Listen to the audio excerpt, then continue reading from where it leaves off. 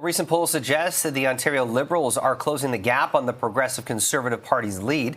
Well, joining us now to talk more in depth about that is Principal at Liaison Strategies, David Valentin. Always great to chat. David, tell us about the new numbers and how, I guess, is the gap widening or is it closing?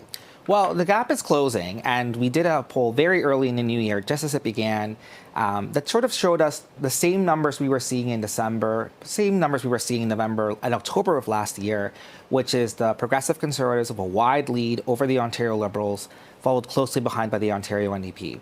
Now we're actually seeing a little bit of movement. And of course, there's been a couple of things that have taken place since our last survey, one of which is that the Prime Minister has announced that he's not going to be running in the next election. Liberal Party federally, of course, is choosing a new leader.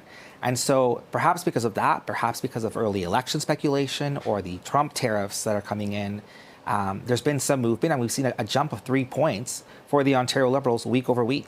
Why do you think, Bonnie Crombie's numbers, they've kind of plateaued? They've kind of just been hovering around at one level. There hasn't been a whole lot of peaks and valleys. What's not moving the needle, per se, for voters? Well, I think the election always seems so far away, right? This election that was supposed to take place in 2026. Now we're hearing so much early election speculation that people might actually start asking themselves, what is it that I want? And to that nature, we've seen the undecided rate fluctuate quite a bit over the last few months.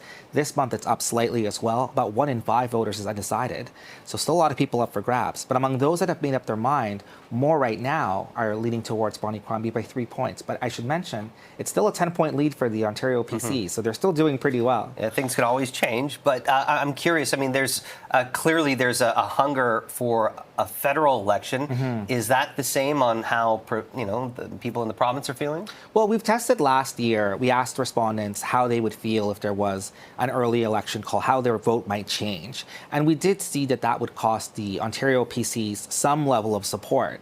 Now, there's always a margin of error on these surveys, and the subsamples for some of these questions is always a little smaller when you're looking at different voter groups.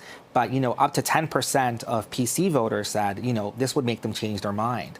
So we might be seeing some of those effects coming home to roost now, especially because the next Ontario election is not scheduled until next year. Well, that's what I wanted to touch upon. Given the fact of the looming tariff threats, part of the things that what the Premier says is, we need the mandate to go ahead and move forward with major projects and also, could compete with the Americans.